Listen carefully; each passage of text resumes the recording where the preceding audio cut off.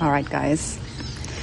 This episode is going to be a juicy one, a much needed one, and a very interesting one.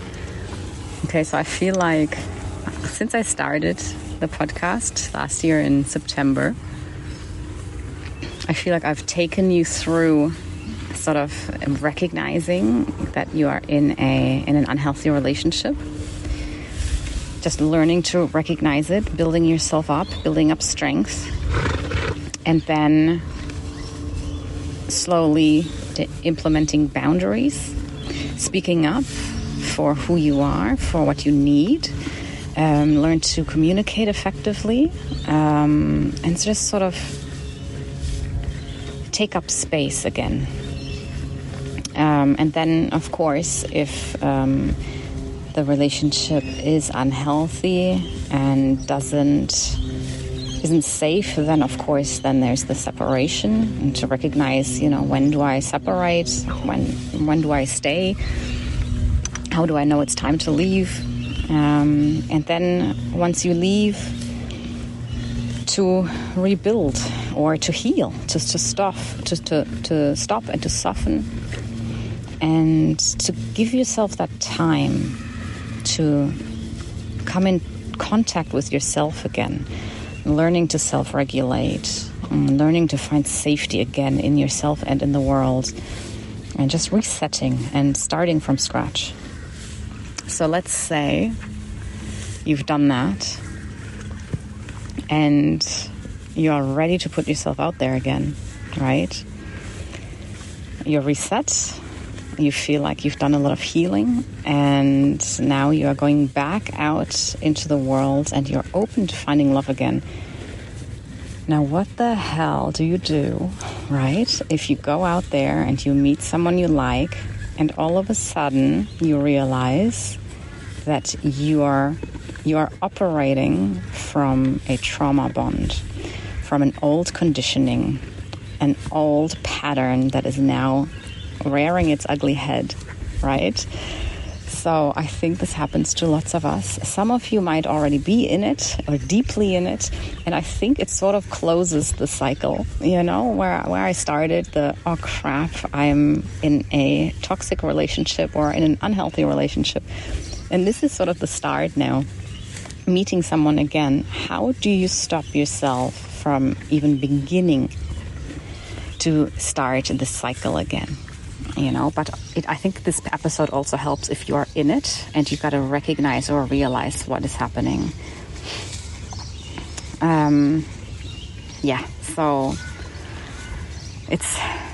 I'm not here to teach, of course. I'm never here to teach. I'm never here to fix or give advice. I'm not qualified for any of that, okay?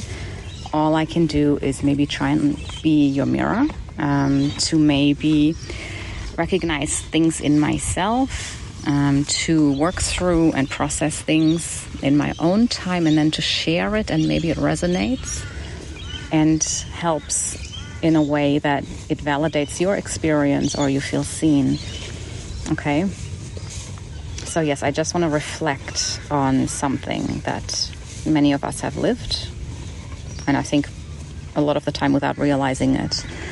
So this is going to be about trauma bonding, love bombing, and just the really quiet ways we manage to abandon ourselves in the name of love, really. All right, so I'll try and talk about what it looks like to crave closeness, especially closeness that isn't safe, and to mistake intensity for intimacy. Yeah, to feel this deep, overwhelming pull towards someone. And we think they're right for us, or something big is happening, or I've never felt this way before and this is going to be something special. Because those are just the old patterns that reactivate our nervous system. And most importantly, I really just want to talk about how it feels to catch the pattern in real time. Yeah, because when you have trauma and when you are in these patterns, you cannot think yourself out of it. You can't. You can leave a relationship and you can heal from it, but you can't undo the pattern until you're actively in the situation again, recognizing the patterns, the emotions, everything involved in real time, and then in the moment choose to act differently. And that's difficult, right? So I'm just going to try and unpack stuff that I have noticed, that I have moved through, that I have tried to deal with and heal and undo, and just to be better, to be present, and to take it easy on my nervous system, to teach my nervous system, to help my nervous system to reset, to regulate, and to continually just come back to myself where there is safety and stillness, and from there just to rewire everything that I now realize to be unhealthy. All right, so I'm just going to share a fictional story, sort of. I'm going to make up some names to protect people's privacy.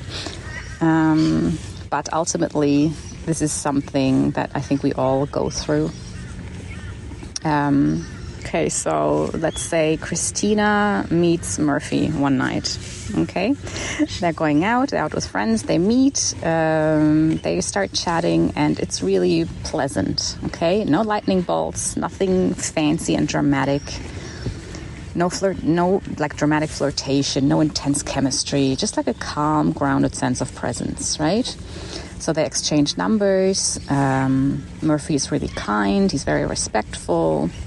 He doesn't flirt aggressively. There are no sort of weird jokes or like weird jokes with sexual undertones or anything. And then, they go home. In the following weeks, they're just chatting on the phone a little bit, and he checks in, asks about her day, asks about her children, just seems genuinely interested, wanting to get to know her, like really her life, sharing about his own life. It's just genuine interest, and, not, like, what can I get from her? So messages are without pressure.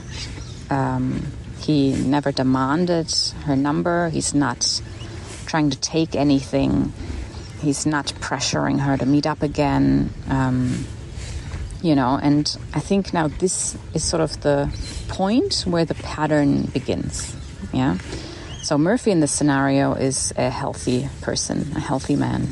He's not love bombing. He's not trying to move fast. He's just trying to create a slow and steady feel for another person that he feels like is nice and he is interested in.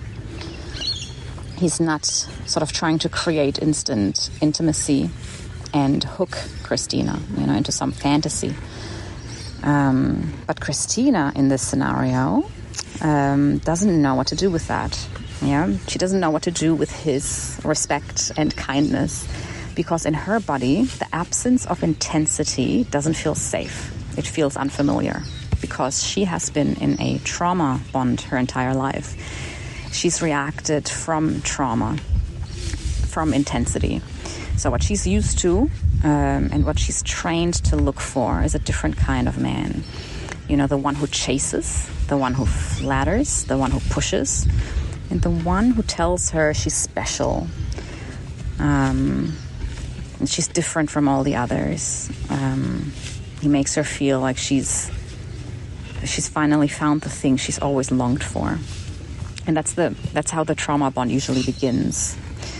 The abusive relationship, the emotional manipulation, it all starts with this intense high, like with a rush of love and attention that floods the system and overrides all boundaries.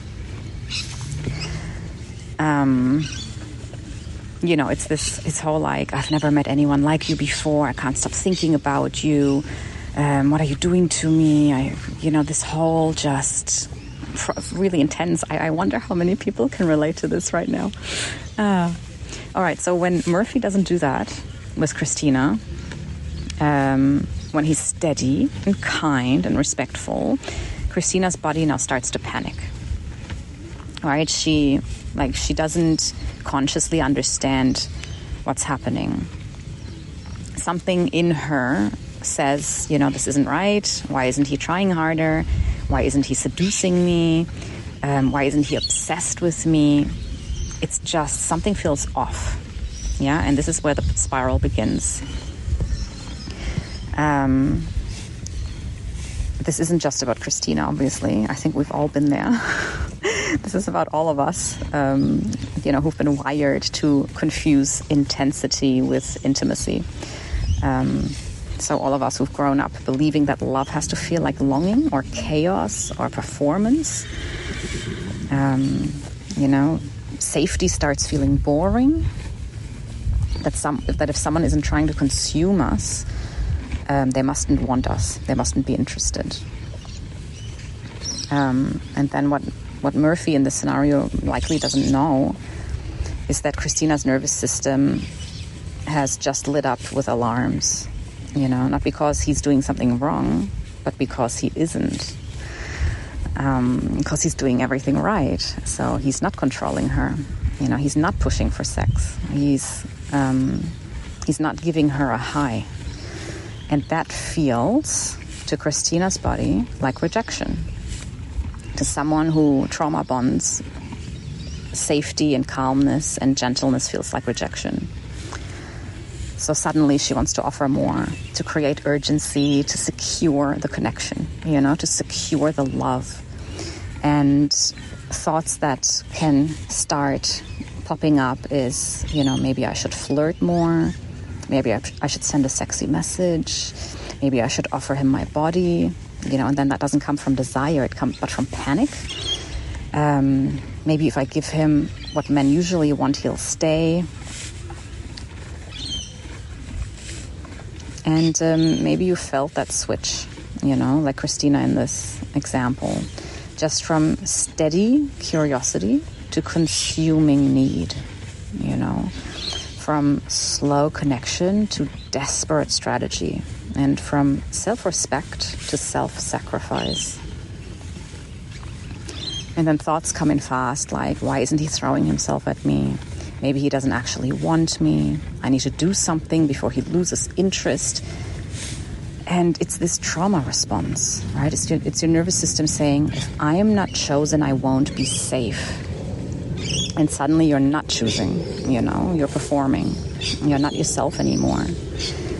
You're offering pieces of yourself to secure love, not because you're needy, but because you're taught and you learned over time and likely through pain that love means disappearing for someone else's comfort, making yourself small, neglecting yourself for someone else. And that's where I want to check in and see what else is possible. For Christina, but also for all of us. This moment arrives where we pause and we can notice. And a moment where we remember, this isn't love. This is the pattern trying to take over again. And it's that moment while you're in it, right? You have to be in it. You can't just think of it and say, all right, I get it. Trauma bonding, I won't do it. Unfortunately, you have to be in it. Your body needs to be going through it for you to recognize it and make a lasting change. But that moment, to recognize that moment, that's everything. That is the important thing. So what is the pattern? I'll tell you my take on it and what I have observed. So what happens is actually that our bodies and our nervous systems start craving closeness that isn't being offered. We feel rejected by safety, and we mistake panic for passion and silence for danger. And I really want to talk about that, how that all starts happening. It's incredible because I've noticed that in myself. Panic the confusion between panic and passion and silence and danger, that silence isn't safe, which is mind-blowing to me, that this happens automatically in your system, in your body, if it's not observed and not if you're not aware of it. Okay, so usually when we hear, the words trauma bonding or love bombing, it sounds pretty intense, like I always picture these intense movie scenes, but I think in truth these patterns can be super subtle, especially at first. They feel like butterflies, like chemistry, like finally someone sees me, finally I'm, liking someone. It's the early onsets of, like a crush, I guess, which is all fun and games, right?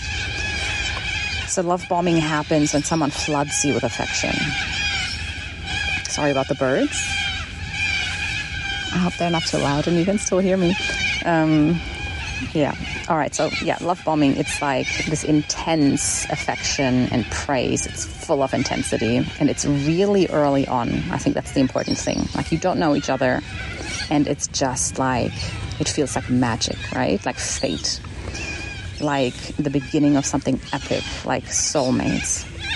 And it is designed to hook something deep in your nervous system, especially if you've been starved of emotional safety or attention and affection. So you're told you're special, that you're perfect, that I've never felt this way, that I can't stop thinking about you. And a part of you might whisper that this is too fast. But another part, the part that's craving love so much says, don't ruin it, don't question it, don't lose it. So love bombing isn't about real connection. It's about creating dependency. Yeah, and it leaves you wondering what you did wrong when the attention starts to fade. And that's the danger in it. I love that so much, this whole, it's not connection. It's not something super special and magical, like he's my soulmate or she's my soulmate. It's actually about creating dependency. That's so important to realize. And then there's trauma bonding, which is even more sneaky. So trauma bonding isn't always created by cruelty, obviously, but it can be created by inconsistency. And I think a lot of the time, both people involved just aren't aware of it. It's not like one of them is evil, one partner is evil and the other one's the victim. I think it can just intertwine, especially if both are trauma bonding. Probably both need to trauma bond for it to happen. So, it happens when the person who hurts you isn't also the person you feel you can't live without. So your nervous system begins to confuse intensity with intimacy. So, pain becomes proof of love and longing becomes the story. And you find yourself sort of bending and performing, chasing, shrinking, overthinking, just to feel chosen, just to feel okay. You stop listening to yourself.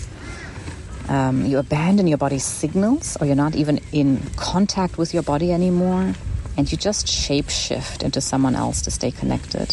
You try and, I guess you just try and hook as well, you try and hook back to get that love, to keep that love.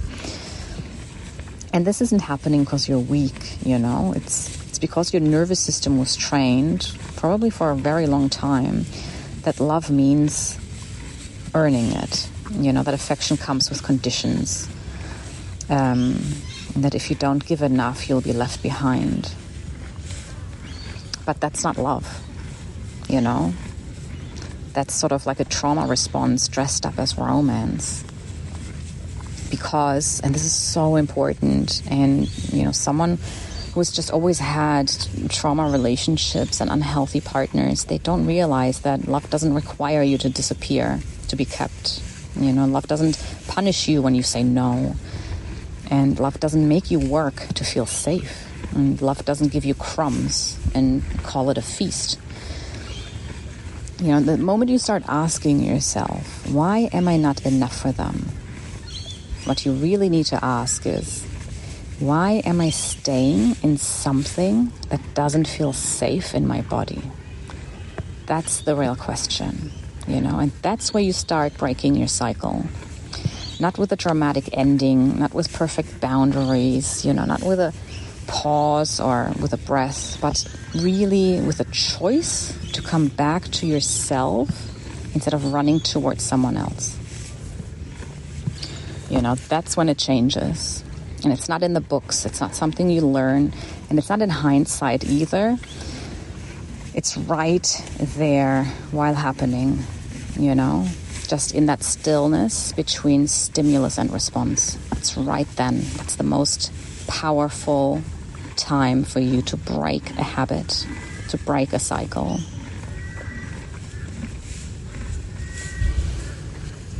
And then that's sort of the beginning of a new kind of love, you know. And it's the new kind of love that's not with another person, but it is with yourself. Because we need to realize that real love doesn't panic when someone pulls away. And real love doesn't beg to be seen. And, you know, real love doesn't perform for affection. And it just starts from within, you know. It's a safety in your own presence. So we're gonna have to have real impact in our own lives, in our self. We gotta break this pattern, the cycle mid-pattern, right? So this can feel pretty uncomfortable, very confusing. It's definitely not heroic or certain. And it doesn't feel like a spiritual awakening, you know, where everything's like, oh my God, I'm doing it, you know. It's really often very disappointing and very flat and messy, you know, because for many of us, especially if we've been caught in trauma bonds, it's this rush of drama and the ache for longing, you know, the emotional roller coaster that is what we've been calling love, you know. And when this pull shows up, you know, when your nervous system lights up with, you know, I have to be chosen and this needs to work and this needs to happen, it's important that we witness this without following it, you know. And from that, you're going to feel the withdrawal. You're going to feel, it's like withdrawing from a drug, I think, you know. You'll feel the part of you that wants to chase, that wants to fix, and that wants to be enough, you know. But then instead of chasing that, you have to pause. And you stay with yourself instead of abandoning yourself. And then you try and find that silence and that stillness. And it can feel like grief, you know. Not because you've done something wrong, but because your body is detoxing from a pattern that used to define your identity, you know? And it is in that stillness that you are healing. And it is in that discomfort that you are rewiring your brain and your nervous system. And this is the paradox, right? It can feel boring to your system, especially if it's used to chaos. So you might even think something's missing, or that it's not working, or that you've made a mistake, you know. But what's actually happening is that your nervous system is meeting a new baseline, you know, a new truth, that you don't have to be in danger to be alive. You don't have to be chosen to be enough. You don't have to be desired to feel lovable. You don't have to perform to stay safe. So the old pattern chased affection to feel valuable, and the new you comes home to your own body and waits to see who meets you there.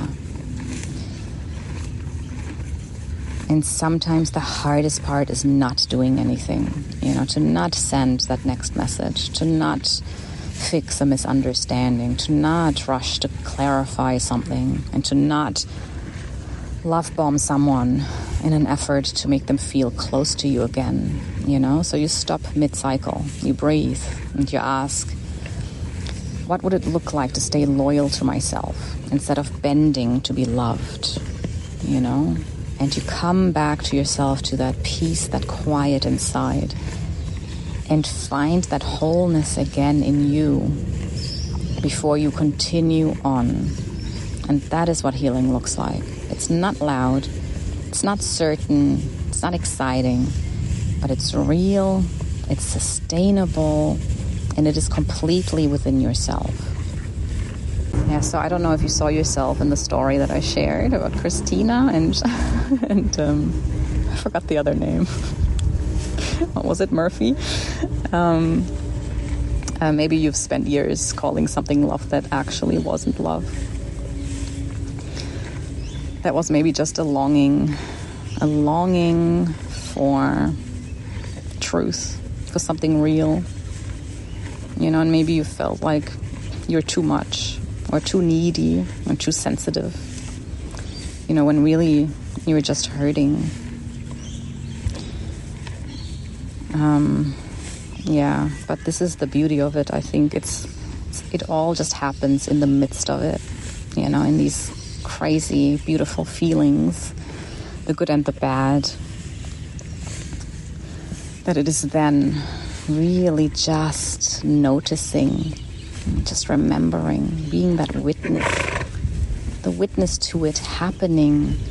And it is in that noticing that you can change your entire life, that you can break any pattern. So wherever you are in your journey, whether you're in the middle of that spiral or maybe just at the beginning of noticing a pattern, or even standing quietly in your own return, you know, in your own sort of presence, alone, wanting to go back out there, but afraid to do so. Just know that you don't have to rush, and you don't have to prove anything. You don't have to be anyone other than who you are. You don't have to be anyone for anyone else. You just have to be yourself. You know, you're worthy of the kind of love that doesn't need to be chased, that just needs to be received. And I find it fascinating to just really just realize that, you know, there's nothing to chase. There's no game to play. You just sit back and be you, authentically, fully. And that is enough. That is all it takes. And to share that and to show up as you. And the right person will see that and love you for that. And there are no games, no plays.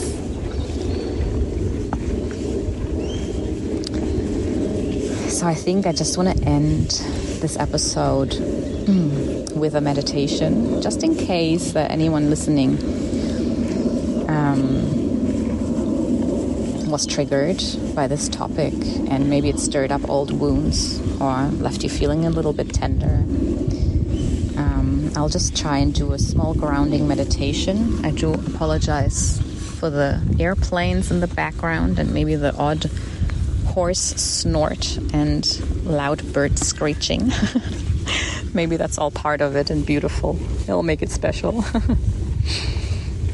Okay, so if you feel comfortable enough, I will ask you please to gently close your eyes. But if closing your eyes doesn't feel safe right now, then a soft gaze is completely okay too. Just maybe focus your eyes downward on something still and try and relax. And let your hands rest somewhere comforting, maybe on your heart or on your belly, or hugging yourself. And just let your body know it's allowed to settle and that you are safe here. There's nowhere to be. no one to become.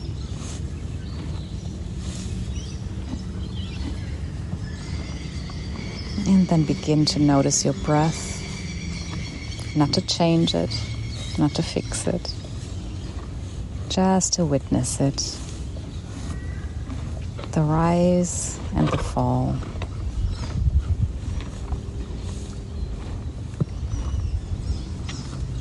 And as you breathe, let this moment be enough. No stories, no roles, no performing. Just your breath, and just your body.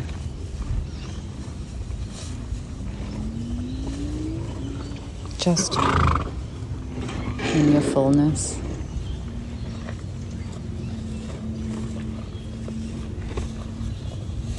And let yourself arrive in the space beneath the noise. In the place where you don't have to chase anyone to feel seen.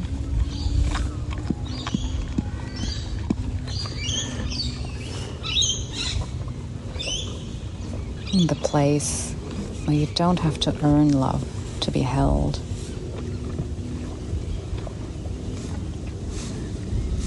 In the place where you're already whole.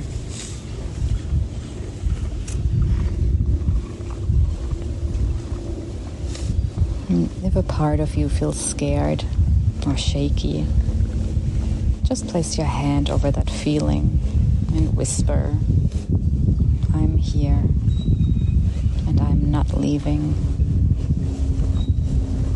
And let that become your anchor.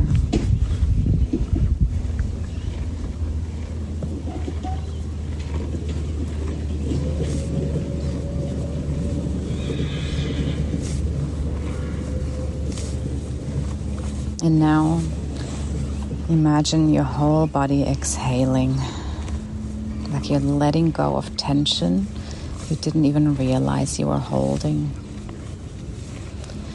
Like you're making space, not for someone else, but for your own truth to stretch out and to take up room. And just stay here for a few breaths. Just breathing and belonging and truly coming home.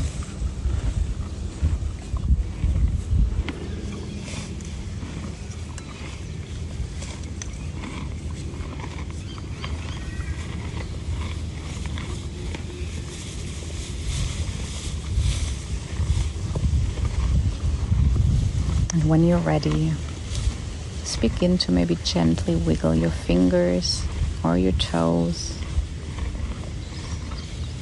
And blink your eyes open slowly if they were closed.